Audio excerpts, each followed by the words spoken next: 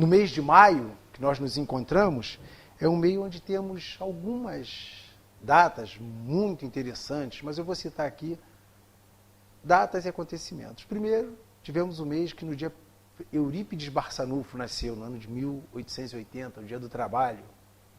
Tivemos também no dia 5, veio à Terra mais uma estrela da constelação do Cristo, Divaldo Franco, que se encontra entre nós.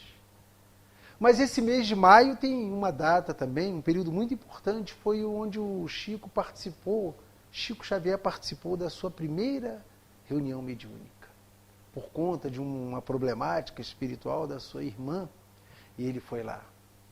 Ele que já trazia consigo um compromisso muito grande com a humanidade, esse compromisso do bem, da caridade, do amor, da dedicação.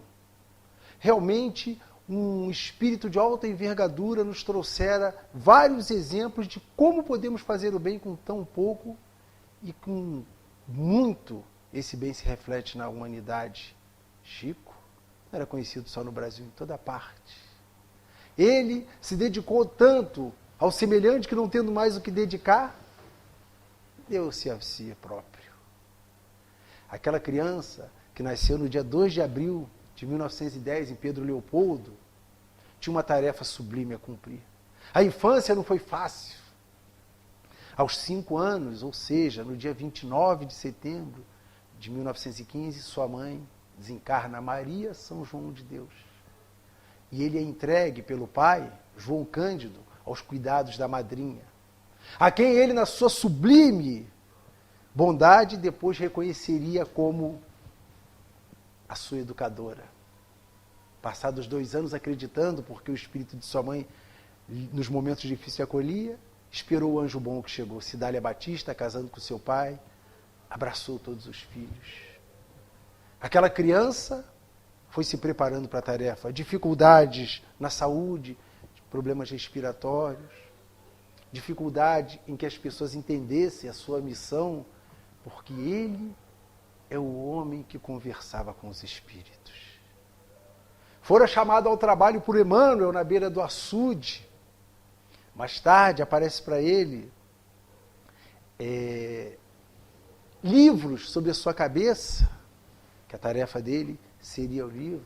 Augusto dos Anjos, o poeta, que tentou passar a sua missão através das palavras, da psicofonia, mas não conseguiu. Aí partiu para a escrita. Seria o poeta desencarnado do prefácio do livro Parnaso de Além Túmulo, a primeira obra dele, em julho de 1932. E ele veio, diante de tantos assédios, de tantas dúvidas, passou a década de 30, sendo investigado por históricos da Academia Brasileira de Letras, entre eles Humberto de Campos, que se colocaria como um dos grandes colaboradores. Naquele mesmo período, naquela década, viria para nós obras importantíssimas. Brasil, coração do mundo, pátria do Evangelho. E Chico se manteve firme no propósito. Emmanuel apareceu para ele naquela década. 4 anos, no ano de 1927, havia dado a informação para Carmen Pena Perácio, numa reunião de quem falaremos depois. Em 1931 aparecera para ele. Parnaso já estava se desenhando ali. A primeira obra do Chico eram 14 poetas desencarnados, 56 obras. Entrou pela década de 40, passou o imbróglio do processo da família de Humberto de Campos, que ele conseguiu se sair. Escreveu sobre grande comoção quando se trancava num compartimento cedido pelo seu patrão Rômulo Joviano, na Fazenda Modelo, e chorava, participava do cenário durante Paulo e Estevão, durante 8 meses, na companhia do amiguinho Sapo. Resolvido o problema do imbróglio jurídico, e aparece outro, Frederico Figner, desencarnou e queria que ele escrevesse um livro. Já tinha até o título do livro, Voltei. Mas Chico, ainda ressabiado com os problemas, demorou 2 anos para aceitar a tarefa. Entrando nos anos 50, iria se mudar para Uberaba, tentou engendrar forças pelo caminho das manifestações luminosas, como dizia o delegado Ranieri, mas Emmanuel falou, a sua vida é o livro. Entrando pelos anos 60, modifica o nome, que se chamava Francisco de Paula Cândido. Aí botou o nome de Francisco Cândido Xavier. Entrando pelos anos 70, difundiu o espiritismo mais ainda, sem contar com os livros, através de um programa, de 2 programas, na Rede Tupi, levou o espiritismo ao longe. Recebeu títulos, homenagens que para ele não fazia diferença, porque Chico não se deixou levar pela vaidade. Muito ajudado por Emmanuel. Nos anos 80, foi indicado para receber o Prêmio Nobel. E entrando nos anos 90, Chico já com o organismo enfraquecido, mas o espírito fortalecido porque soube aproveitar essa encarnação. Estaria partindo para os anos 90 e sua última obra, Escada de Luz. Deixou 412 obras, livros, dos quais ele não levou 1 centavo. Tudo para a Federação Espírita e para os centros, as obras que ajudou. Foi muito ajudado por figuras que não tiveram notoriedade, como seu próprio patrão, Rômulo Joviano, que no começo levava os seus escritos para a Federação Espírita. E assim desenrolar a vida desse nosso trabalhador. Mas não adianta nós falarmos do que Chico passou, porque essa sua passagem deixou exemplos. E são vários exemplos que nós podemos pegar para que nós apliquemos ao nosso dia a dia. Do homem que falava com os espíritos. E nós vamos iniciar aqui do homem que falava com os espíritos nas suas lições de paciência. Quanta lição de paciência deixou para a gente. Quantos aqui, entre nós, falta aquele momento da paciência? E não foi com ele diferente. Os anos 30 foram os primeiros anos do trabalho do Chico. Ele tomou uma notoriedade inesperada. Para quem era conhecido como Matuto de Pedro Leopoldo, tomar uma notoriedade tão grande, as pessoas buscando, e o Chico andava meio assim, acabrunhado com aquela situação. As pessoas desconfiavam, achavam que ele estava mentindo, que era um trapaceiro. E uma determinada noite, ele incomodado com aquilo, e sua mãe, Maria João de Deus, em espírito, que havia se afastado dele durante 7 anos, até 1920 estava com ele, se afastou 7 anos, voltando em 1927, numa mensagem, através de Carmen Pena Perácio. Precisava ele se fortalecer naquele período de 20 a 27, ou seja, de 10 aos 17 anos. E ela percebe o filho dela e pergunta, meu filho, o que está acontecendo? E ele tenta explicar, mamãe, é uma desconfiança, não é? Dúvida, desconfiança, eu não estou aguentando mais. E ela fala para ele, meu filho, faz o seguinte, eu tenho um remedinho bom para isso. Se chama Água da Paz. Mal que ela terminasse de falar, Chico já seguiu para procurar o remédio. Andou às farmácias de Pedro Leopoldo, Belo Horizonte, e não achava o tal remédio. Aí volta, triste quando a mãe reaparece, ele diz para ela, mamãe, não consegui encontrar o remédio. E ela fala, meu filho, você não precisava ter ido tão longe para achar o remédio. Água da Paz é aquela água do pote. É aquela água que você bota no copo e bota na boca. Por quê? Deixa a língua ali mergulhada, enquanto não passar a tentação, a vontade de responder as provocações, deixa ela ali. Não a coloque para fora nem engula. Mantenha a língua ali imersa. Nessa lição de paciência, Chico recebe também a lição da humildade, do silêncio, que nós falamos que o silêncio é uma prece. E Allan Kardec sempre falou para a gente, para não, nos momentos de exasperação, não são momentos indicados para que nós tentemos resolver uma contenda, algo. Não. Deixa passar e resolva com calma. Chico estava agitado, se preocupando com o que os outros pensavam dele. E ali nessa lição de paciência vinha também a advertência. Naquela mesma noite, ele recebe uma mensagem, percebe seu braço para escrever uma mensagem. Seria o primeiro contato dele com Casimiro Cunha, poeta vassourense desencarnado em 1914. E os primeiros versos de Casimiro Cunha para Chico são: meu amigo, se desejas paz crescente e guerra pouca, ajuda sem reclamar e aprende a calar a boca. Pronto. Chico estava definitivamente sabendo ali da lição do silêncio, o que precisava no trabalho, principalmente no trabalho com a espiritualidade. O trabalho onde quer, não só a paciência, que quer que nós estejamos sintonizados com irmãos de boa vibração para que o trabalho flua. E não deixando desanimar. Outra lição que ele iria passar é da paciência. Ele trabalhava com o seu irmão, João, a sua cunhada, Maria, com o casal Carmen e José Perácio, no centro São Luís Gonzaga, o primeiro centro fundado, lá em 1928. Mas ele foi percebendo que o centro estava esvaziando, até que chegou um momento que só estavam eles 5 trabalhando. Carmen e seu marido precisaram se afastar, porque eles moravam a 100 quilômetros, voltariam para a fazenda Maquinê. Atividades da família e trabalho. A cunhada ficou doente, só sobraram Chico e o irmão. E o irmão, por necessidade de trabalho também, acabou por se afastar. Chico ficou sozinho, entre aspas. Uma noite, ele chega para o trabalho e, desanimado que estava, impaciente, não queria executar a tarefa. Mas Emmanuel falou para ele, que é isso, Chico? Não. Como que você vai fazer? Ah, mas o centro está vazio, não tem ninguém. Que vazio o quê? Esse monte de desencarnado aqui, eu estou aqui também para escutar mensagem. Negativo, não desista. Você vai acender as luzes, abrir as janelas, vai ler a mensagem inicial, vai ler o Evangelho, o Livro dos Espíritos e vai continuar a sua tarefa. E Chico passou 2 anos naquela situação. Quem passava fora pensava que ele estava falando sozinho. Mas para que foi isso? Caríssimos irmãos, paciência no trabalho.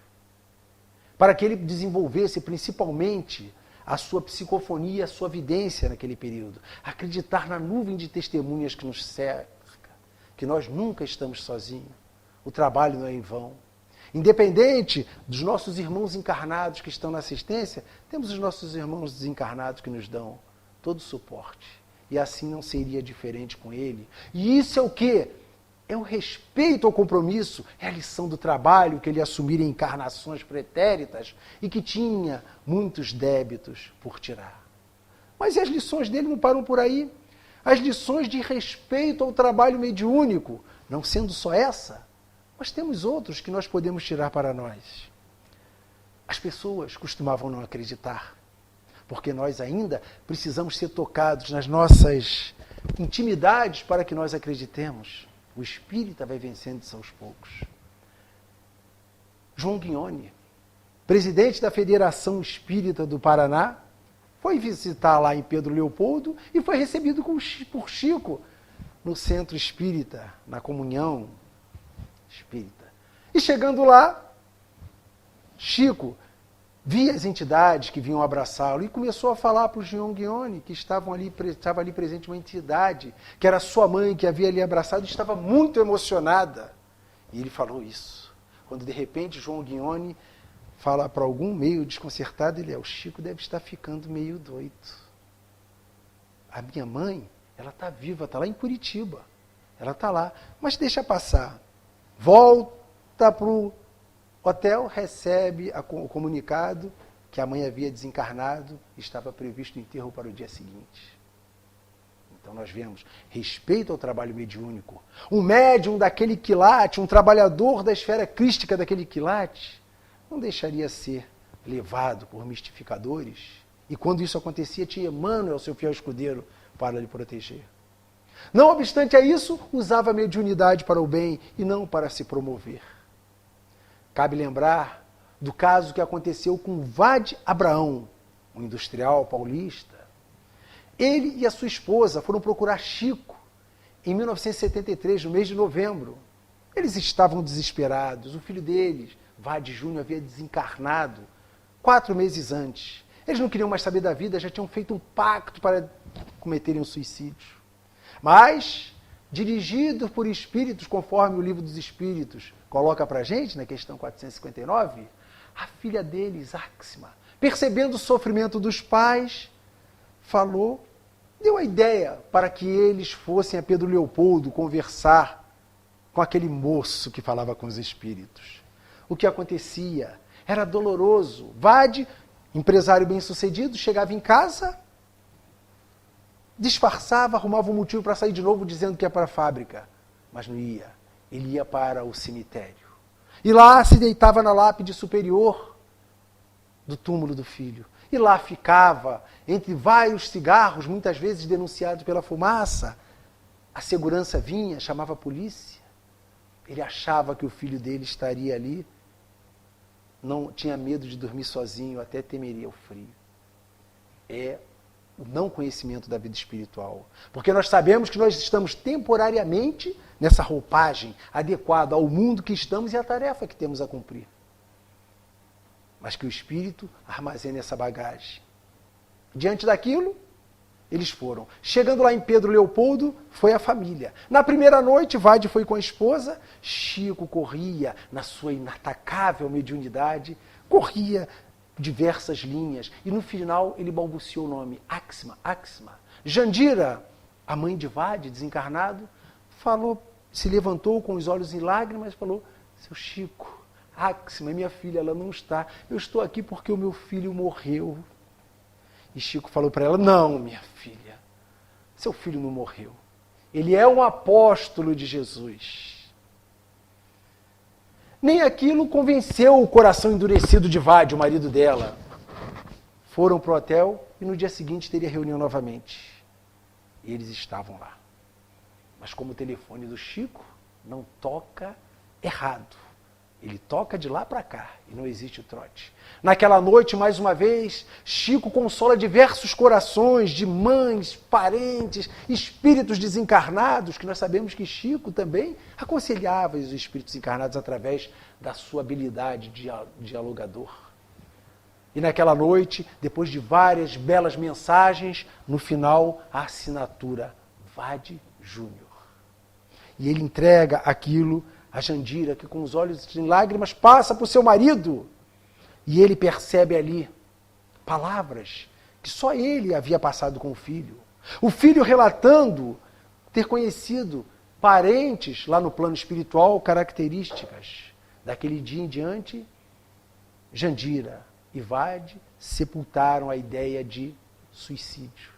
Vade se integrou ao trabalho espírita e se tornou um grande trabalhador lá em São Paulo. Então nós vemos que a nossa realidade, a grandeza da vida espiritual é muito maior do que nós possamos imaginar. E outro caso também que acontecera, Chico tinha um livro de cabeceira chamado A Grande Síntese. Olha, meus irmãos, um livro de cabeceira para o Chico Xavier não é um livro à toa. E tiveram a oportunidade de receber Pietro Ubaldi, o autor desse livro. Pietro Ubaldi fora lá visitar o Chico também naquela ocasião, isso 20 anos antes do acontecer com João Guione. E chegando lá, naquelas homenagens, Chico percebia as entidades abraçando o convidado com tanto amor e falou para ele, resolveu falar, que quem estava ali do lado dele, estava abraçando ele, era a mãe dele. E que se referia a ele como Mio Garofanino, o nome dela era Lavínia. Pietro reconheceu de imediato o apelido e o espírito. Logo depois, Chico percebe outro espírito ali abraçando a ele, que se identifica como filho dele, que havia desencarnado por ocasião da Segunda Guerra ao Norte, se identificando como Franco Ubaldi. Reconhece o filho. Já emocionado, aí viria um pequeno contratempo. Ele fala de uma irmã dele que estava ali também muito feliz pela homenagem que era feita, e se chamava Maria. Aí Franco Ubaldi, com toda a categoria, diz, Maria, eu tenho uma irmã Maria, sim, só que ela está viva, ela está na Itália. Lembremos que a verdadeira vida é espiritual, então todos nós permaneceremos vivos, não é verdade? E ele fala aquilo, Chico se concentra novamente e diz, não, trata-se de uma irmã sua que desencarnou enquanto você era bebê, era pequeno. E Franco e Pietro se ligam naquela informação e dizem, então tem razão. Vemos que o telefone do Chico não toca errado e o respeito ao trabalho mediúnico é grande. Ele tinha convicção do que falava, até para aqueles que ainda eram céticos, aqueles que não acreditavam, achavam que o espiritismo era aquela diversão como começou nos salões de França, aquelas mesas batendo, as pessoas se divertindo a bebidas, com as manifestações que o codificador depois viria desvendar. Ele foi levado a São Paulo para tratar do problema que ele tinha, um problema de vista muito sério, com o Dr. Nadir Safad, que era o seu oftalmologista. E diante da problemática dele, aquele médico dos olhos olhou para ele: Chico, eu não entendo. Você está com essas vistas todas destruídas. Eu não entendo como é que você consegue ver os espíritos, falar da forma com que se enxerga o espírito. Para um não espírita, é difícil. E ele procurou aquele jeito de falar: não, é que eu não preciso dos olhos da matéria para ver os espíritos. E o médico parou e falou para ele: então tá, Chico, se eles existem, me diz se tem espírito aqui, quem é? O Chico percebia a presença dos espíritos, mais ponderado, nunca quis ser o destaque, sempre ponderado, agindo com a razão, balançou a cabeça e falou: tem espírito aqui. Então fala o nome dele. O Chico ficou com medo de falar que o nome era meio estranho, mas ele insistiu tanto, falou: tem sim aqui, o nome dele, ele diz que ele é Cenobelino Serra. O Chico estava com esse mistificado. Quando ele falou aquilo, o médico: Cenobelino Serra, um grande amigo meu, médico, foi meu professor. Ele era natural de São José do Rio Preto. E aí, o que ele diz? Tomando coragem, Chico falou para ele: pois é, e ele está aqui porque ele tem um compromisso junto com outros espíritos de lhe ajudar. O senhor faz bem para todo mundo aqui nesse consultório, então eles estão ali para lhe ajudar no trabalho, estão para lhe dar apoio. Diante de um testemunho tocar na sua materialidade dessa forma, Dr. Cenobelino Serra se tornou um trabalhador espírita. Precisava ser tocado dessa forma. Os fatos que estavam ali, vendo que ele está sempre amparado, meus irmãos, e isso é o que acontece conosco, nós estamos sempre amparados pela espiritualidade. Quando estivermos no nosso momento da dificuldade orgânica, em que o organismo não está funcionando como deveria, peçamos nós a presença de Dr. Bezerra de Menezes, a sua equipe, aqueles que ele delegar para nos apoiar, nos amparar nas nossas dificuldades. Mas temos que ter certeza que nós vamos caminhar para o bem. As palavras que saíam do Chico eram sempre para o bem. Em momento algum, ele teria a intenção de enganar. Mas muitas das vezes foi tido como enganador, como seria que ele foi ajudado. Por isso, Chico tem uma frase que diz: fico triste quando alguém me ofende. Mas com certeza eu ficaria muito mais triste se fosse eu o ofensor. Magoar alguém é terrível. Vejam a preocupação e a pureza desse nosso irmão, que só era voltado para o bem e não queria nem pensar em magoar alguém. Se alguém passasse, pisasse-lhe o pé, ele pediria desculpa por ter deixado o pé no caminho. Esse é o nosso Chico, nas suas lições de humildade, tão humilde que em determinado momento chegou a ser chamado a atenção por Emmanuel. Quando ele estava se destacando ali pelos anos 30, logo após, pouco antes do desencarne de Humberto de Campos, em 1933, ele estava com uma notoriedade, perseguido pelos abutres da revista Cruzeiro e as pessoas que acreditavam nele. Uma senhora encontra o Chico e só falta se ajoelhar na frente dele, querendo passar para ele tanto carinho. E Chico, preocupado, falou para ela: não, minha irmã, não faça isso, eu não mereço tamanha varia, eu sou um verme no mundo. Quando de repente ele escuta a voz de Emmanuel: que isso, Chico? Não insulte o verme. E ele não entendeu. O verme é ativo na transmutação dos detritos da terra e cumpre com extrema fidelidade o seu papel de humilde e valioso servidor da natureza. Bem diferente de nós, Chico, que ainda temos muito que aprender com vermes a sermos disciplinados na nossa tarefa na terra. E é verdade. A nossa disciplina, que lá Emmanuel dissera para ele: disciplina, disciplina, disciplina, nós ainda não temos. Muitas vezes faltamos com as nossas tarefas, não importa, no trabalho, no nosso trabalho espírita, aquela prece que não é feita na hora de deitar por conta do cansaço, que não é só para a gente, para os nossos irmãos, abraçar as nossas companhias. E o verme é o exemplo do trabalho ali. Trabalho dedicado na sua tarefa. Mas todos nós temos uma missão, uma tarefa a executar. Da mais sublime à mais complexa. Num desses momentos ele vinha cabisbaixo, voltando da fazenda Modelo. E Emmanuel, seu fiel escudeiro, percebendo a tristeza dele, mandou que ele parasse e observasse um trabalhador. Chico, observa aquele lavrador. Olha a enxada na mão dele. E Chico parou para observar. E Emmanuel ia dizendo para ele: a enxada somos nós. Deus, Jesus nos conduzindo. Ela, na mão do trabalhador, ela não quer saber se é pedregoso, se vai se ferir entre as pedras, se é lama, se é areia. Ela está ali para executar a tarefa. E aí veio a lição. Nós estamos para executar a nossa tarefa. Se no momento que nós iniciamos o trabalho, a tarefa não é aquela que nós queremos, mas vamos galgar a nossa melhora, nosso aperfeiçoamento. Quem sabe, com o nosso trabalho nós alcancemos mais rápido. Assim é a reencarnação. Ela depende do nosso melhor uso, do nosso livre-arbítrio. Chico, depois daquela conversa, voltou mais motivado, porque ele estava querendo desmotivar. A pele de rinoceronte que ele precisava, ele não tinha, porque ele tinha que passar por aqueles dardos maliciosos para se fortalecer. A prova, a expiação, elas não são castigos, principalmente a expiação. Elas são formas de nos ajudar a nossa evolução. Muitas vezes não entendemos uma dor, mas essa dor vem para nos dar uma correção, um hábito, como o livro Sinal Verde, né, que nos dá muitos hábitos. Então, nós temos que exercer esse crivo da nossa razão. E isso também vinha para botar o quê? Chico na lição de humildade, porque onde há humildade, não tem a vaidade. O egoísmo é o radical de todos os vícios, está lá no Livro dos Espíritos. Onde tem egoísmo, não tem caridade. Chico recebeu uma carta de um centro espírita de Belo Horizonte, aquele período que ele estava no auge, né? Vamos dizer, da procura. E ele não faltava o trabalho, mas pediu dispensa ao seu patrão Rômulo Joviano, porque ele tinha um evento muito importante a participar. Fora convidado e na carta disseram que a presença dele era imprescindível, ele tinha que estar lá. Se preparou todo, tomou um trem em Pedro Leopoldo, quando ainda tínhamos as ferrovias, não é verdade? Saudosas, e foi seguiu em direção à capital. Só que no meio do vagão, de repente, aparece a Emmanuel para ele e fala para ele: Chico, é justo você se afastar do trabalho em que lhe provê o sustento diário para um evento? E o Chico falou: mas me disseram que eu não posso faltar, minha presença é imprescindível. Você acha que é imprescindível mesmo, Chico? Emmanuel falou isso e saiu.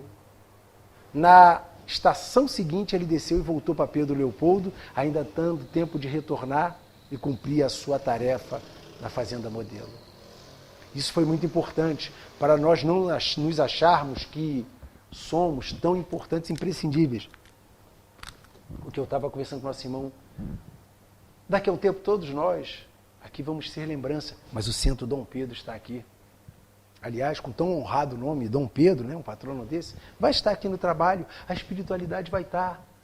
Que possa Deus nos conceder a possibilidade de sermos espíritos num estágio que possamos ajudar nos trabalhos. E é isso que precisava. A humildade que ele reconheceria depois, quando as pessoas falavam que ele era o máximo do Chico Xavier. Não, eu sou o Cisco Xavier. Humildade encontrada em Dr. Bezerra, que quando escrevia no País, o jornal da época, não escrevia com seu nome, escrevia com o pseudônimo de Max. Porque para ele era a redução da palavra máximo. Máximo para eles eram Jesus e Kardec. Exemplo de humildade. Um homem que já tinha uma notoriedade, mas que fazia questão de não aplicar isso para não aguçar sua vaidade. Mas Chico também mostrava esse lado, respeito para com o seu semelhante, na lei de amor e caridade. Quando falamos de Bezerra, citar um caso dele, desse amor que ele dedicava, todo sábado preparava com os seus caravaneiros, ia levar a palavra e o alimento da alma e do corpo, lá para uma comunidade embaixo da ponte. E lembrarmos que nós sempre somos atendidos, como estamos na seara do bem, na prática do bem, em conformidade com os ensinamentos de Jesus e que Deus nos preconiza quando nos coloca para trabalharmos e nos melhorarmos. E ele saía. Naquela manhã, ele não tinha gêneros para levar e estava constrangido. Mas Bezerra de Menezes, o caroável médico, percebendo aquilo, foi conversar com Chico e falou. Chico falou para ele: é que nós não temos, estou pensando nem em ir, porque nós não temos nem o que levar. E Bezerra, vá! E aí prepara a água, fluidifica a água e vai para lá. E ele juntou com os caravaneiros, seguiu para o local. A casa ficou vazia, porque seus 2 filhos haviam saído. E ele seguiu. Embaixo de uma ponte, chegou lá, sob uma pequena laje, estendeu uma toalha, falou com aqueles companheiros de que ele não tinha mantimentos para levar, mas trouxeram a água fluidificada. E um deles até chegou a falar, mas se veio sem comida, não precisa ter vindo água, nós temos aqui embaixo do rio. Alguém também no meio, devidamente nomeado. Não, nossos irmãos estão sempre conosco. Só porque hoje não trouxeram água, nós vamos tratá-los mal? Não. E fizeram ali. Só que nesse momento, em cima da ponte, um caminhão buzina. E desce o ajudante, procura. Eu gostaria de falar com o seu Chico Xavier. Nós estamos vindo lá, alguns narram que é de Belo Horizonte, né? Estão vindo de Belo Horizonte, um caminhão abarrotado de gêneros para distribuir para ele. Eram gêneros que não só aquela comunidade, mas todas as outras, num período longo, ele poderia abastecer. Aí foram buscar o Chico, ele subiu, ele explicou tudo e o Chico ficou pensando. Mas vem cá, como é que vocês conseguiram me encontrar aqui? A casa estava vazia. E o motorista falou para ele, nós chegamos na porta da sua casa, lá tinha um senhor de barba branca, olhos claros, meio calvo, e ele indicou o caminho certinho, que nós seguíssemos e chegaríamos aqui embaixo da ponte. E o Chico percebeu, na descrição, que aquele senhor era nada mais, nada menos que Dr. Bezerra de Menezes. Que não só cuidava do corpo físico, mas do corpo espiritual, do alimento, da matéria que mantém o corpo suspenso, as atividades nossas, fisiológicas, suspensas, como também as nossas atividades psíquicas, já que ele era um exímio trabalhador, dialogador, sabia a problemática da obsessão do ponto de vista psiquiátrico e mediúnico. E Bezerra de Menezes indicou. A caridade, ela pode ser feita por um minuto. Muitos de nós acabamos de pensar que eu só posso fazer caridade se eu tiver um dinheiro no bolso para botar, se eu puder levar uma coisa. Não. Uma palavra pode mudar o dia, o destino de uma pessoa. Chico, num sábado de manhã, saía atrasado para o trabalho. Ele não andava, ele volitava. Ia ele. Ele passa em frente à casa da irmã Alice e ela...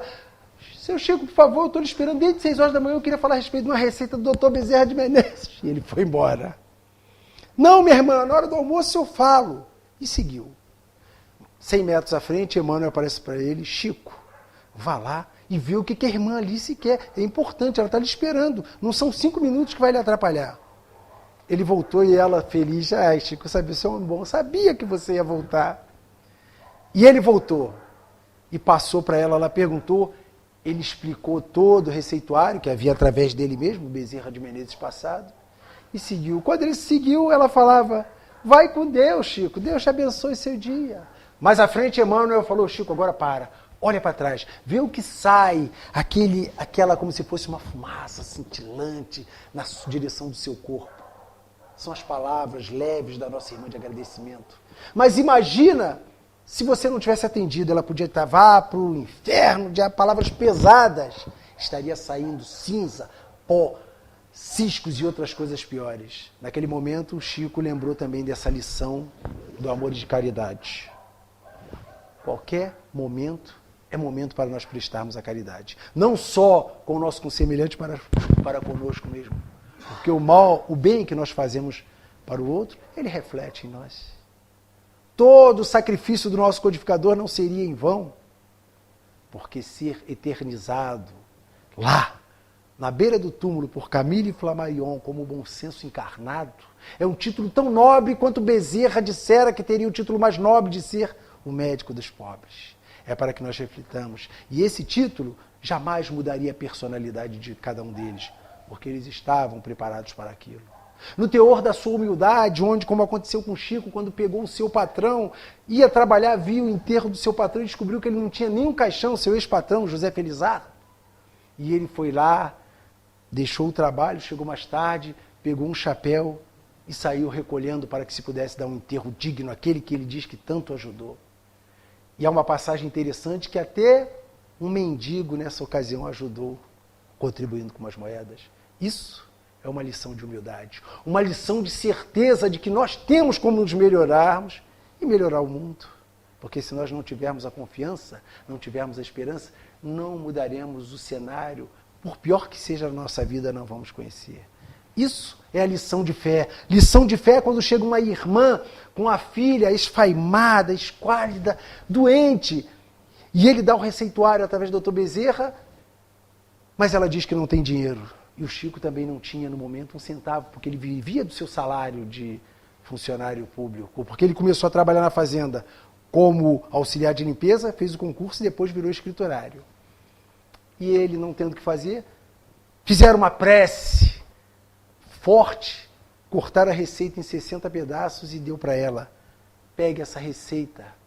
Todo dia dê 2 pedacinhos desse para sua filha, durante 30 dias, de manhã à tarde.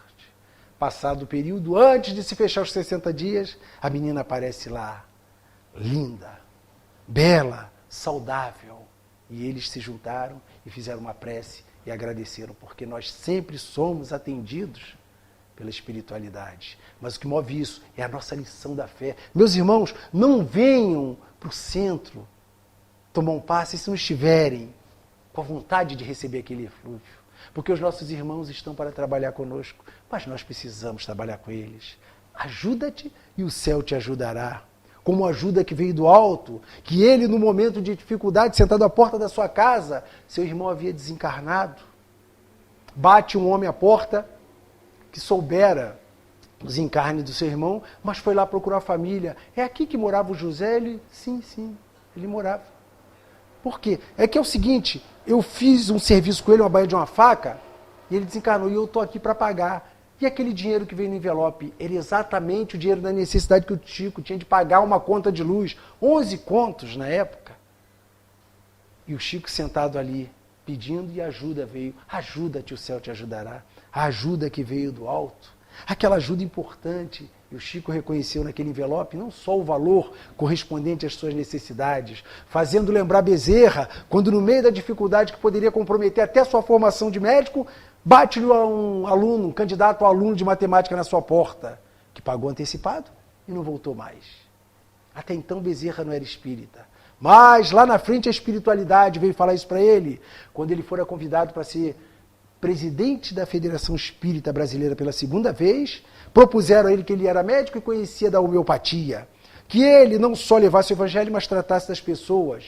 Mas ele tinha outras ocupações. Mas ele pensou, sugeres então que eu venha trabalhar, tirar meu sustento desse trabalho só com homeopatia, esses pacientes? Ele não.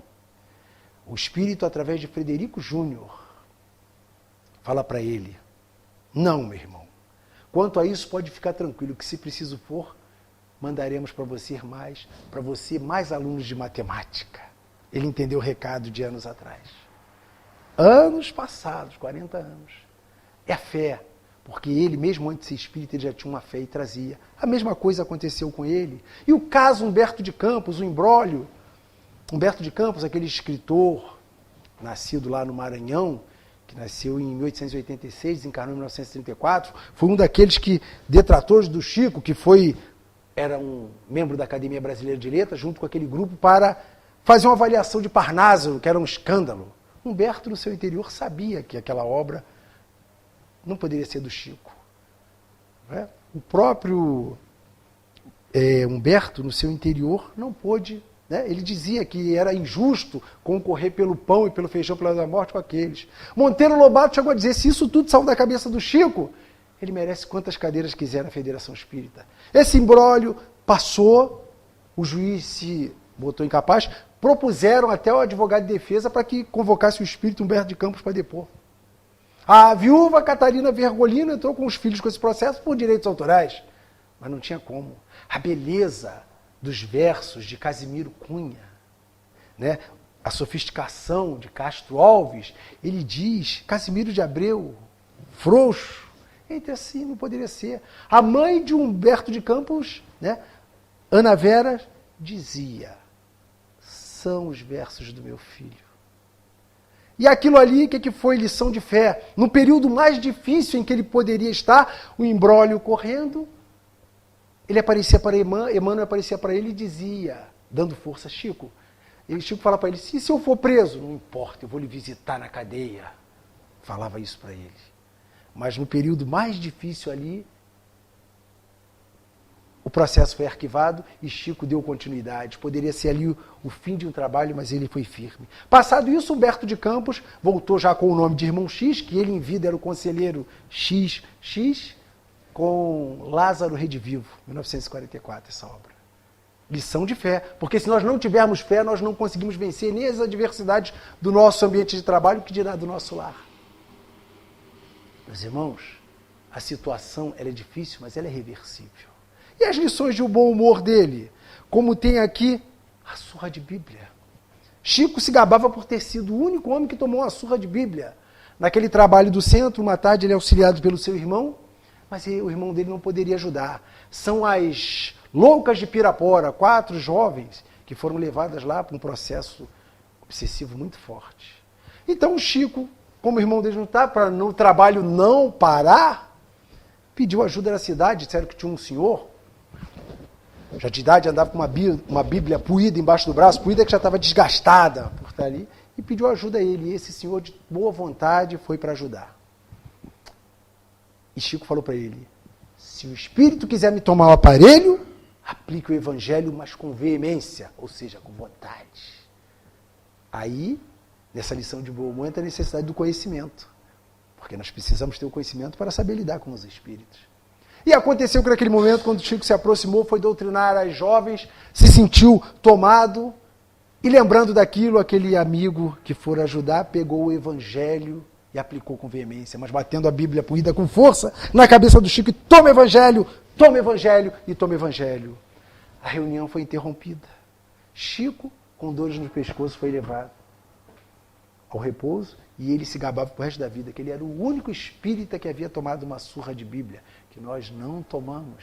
Então veja o bom humor dele nas suas lições. E quando ele falava também da viagem de avião, que ele viajava de Araxá para Pedro Leopoldo e o avião pegou o vento de cauda, né, um vento que balança muito. Hoje as aeronaves mais novas não acontece isso. E ele, vendo as pessoas gritarem, começou a gritar também. E Emmanuel aparece para ele e diz, o que está acontecendo aqui, Chico? É que o avião está balançando e eu vou morrer. E gritava.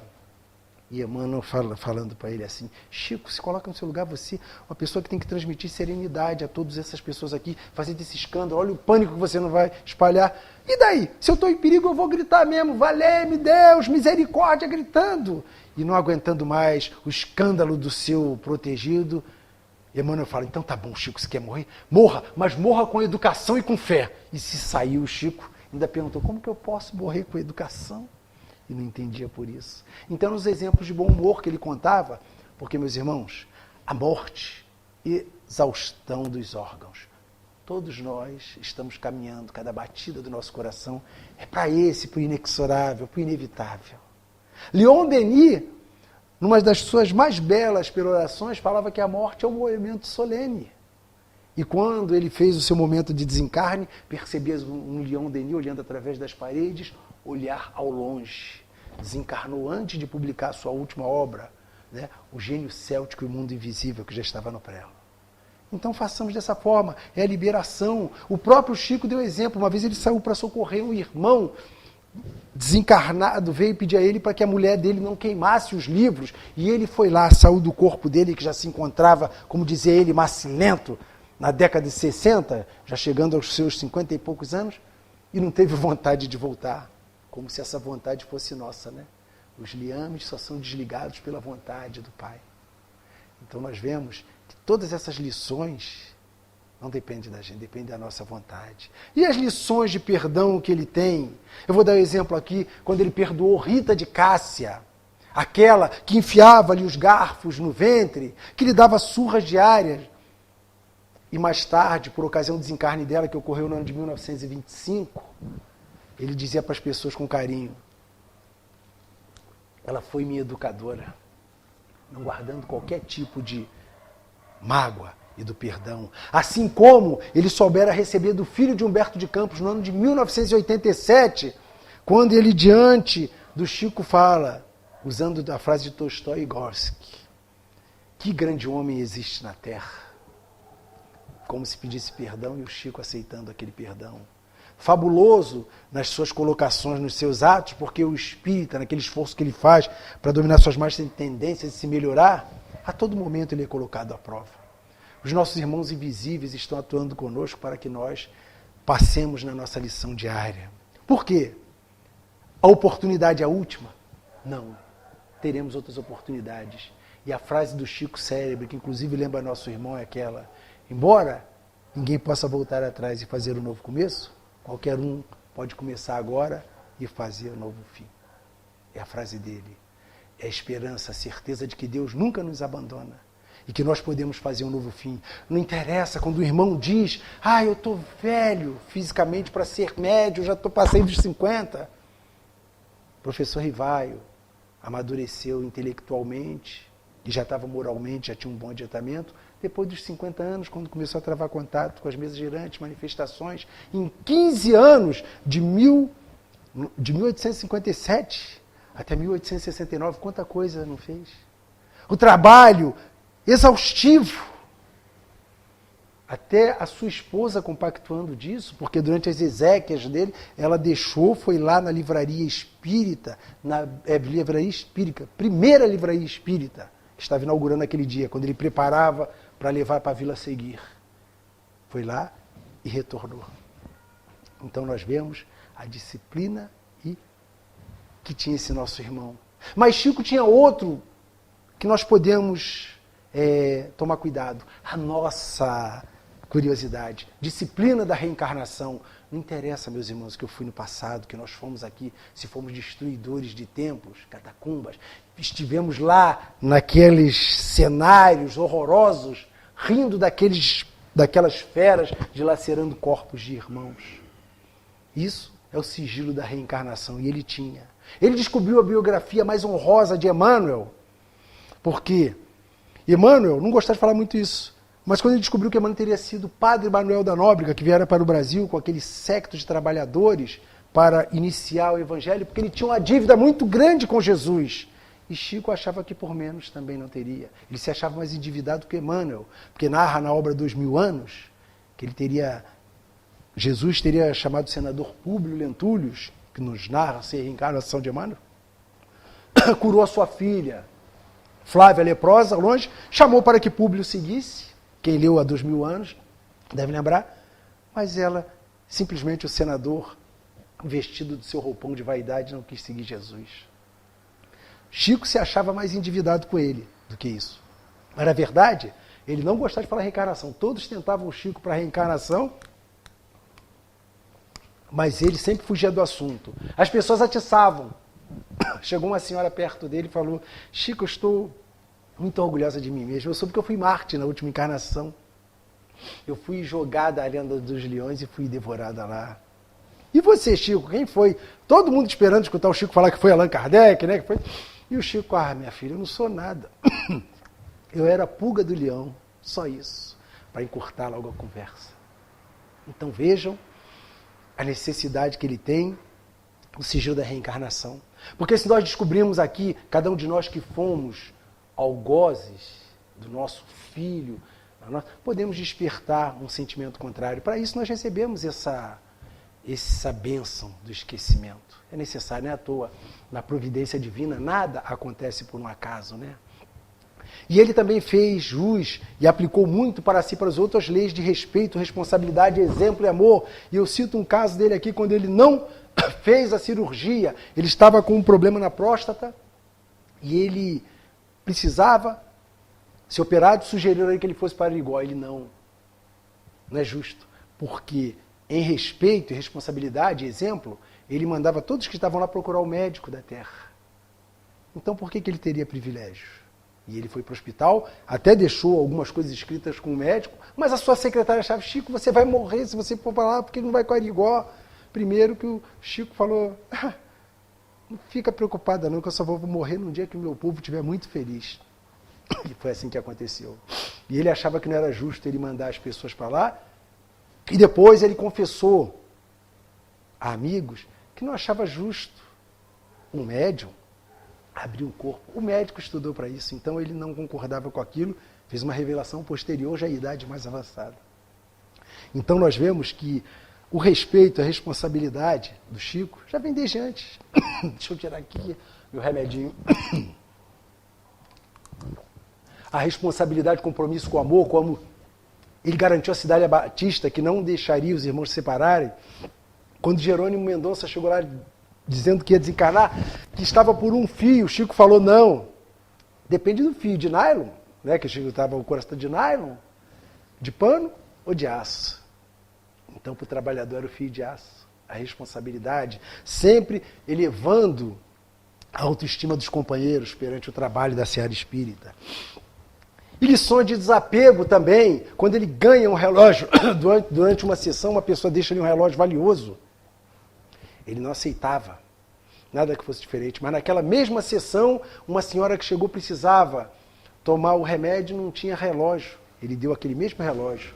É a lição do desapego. Desapego, como ele diz, nós sabemos que ele só precisava ter uma grande janela, mais nada, para ele poder olhar a beleza do espaço. Desapego que ele diz, e todos sabem, ele nunca recebeu nada, nem um centavo pelos livros. Chico foi aquele verdadeiro trabalhador que passou por nós, deixou exemplo, mas nunca se colocou como insubstituível. E uma frase dele era essa: morre um capim, nasce outro. Assim como vai acontecer com cada um de nós aqui. Substituição, nós somos seres que temos que evoluir, temos que atuar em outra esfera, em outro local, para contribuirmos e para recebermos também. E ele fazia isso. De modo que no dia 30 de junho de 2002, no dia que o Brasil estava feliz, o povo estava feliz, porque o Brasil havia conquistado naquele dia o pentacampeonato mundial. O povo feliz, por volta das 7 horas da noite, Chico sai. Naquele mesmo dia ele perguntou pelo seu cuidador, que ele queria fazer a barba, e o cuidador não estava. E ele falou baixinho: não vai dar tempo. Deixando a gente, como sempre viveu, na humildade, discreto, nunca procurou ser mais que a doutrina. Chico sempre viveu para o próximo.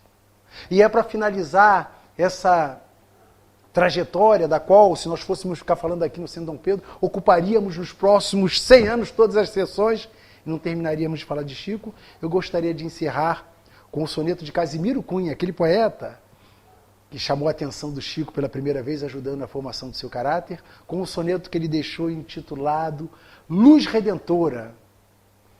Era uma homenagem ao nosso codificador Allan Kardec, que diz assim: sobre a terra de sombra e amargura, a treva espessa e triste se fizera.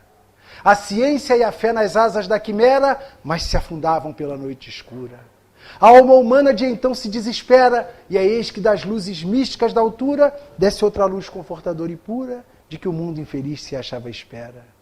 E Kardec recebe-a sobre o abismo, espalhando as lições de espiritismo em claridade de consolação. Ó emissário da luz e da verdade, que entrega ao coração da humanidade a doutrina de amor e de redenção, a doutrina espírita. Que assim seja, meus irmãos. Mais uma noite que possamos refletir, não só sobre esses breves ensinamentos do Chico Xavier, muitos outros que tem. Agradecimento ao nosso codificador por todo o trabalho deixado e todos aqueles trabalhadores que vieram nessa seara nos trazer o conhecimento, a confiança em Deus, entender a passagem de Jesus e daqui todos aqueles que vieram. E nós só temos a agradecer. Agradecer por cada batida que temos desse órgão material que, contra a nossa vontade, continua nos fortalecendo, que nos dá o impulso para que nós possamos estar na nossa casa, trabalhando em prol dos nossos semelhantes, dividindo o que nós de graça recebemos. E eu gostaria de agradecer mais uma vez pela oportunidade, pelo carinho, pela atenção e pedir a Jesus que continue nos abençoando, que possamos estar sempre reunidos em nome dele e que a casa de Dom Pedro II possa estar sempre nesse trabalho firme e forte, principalmente nos pilares mediúnicos e na instrução.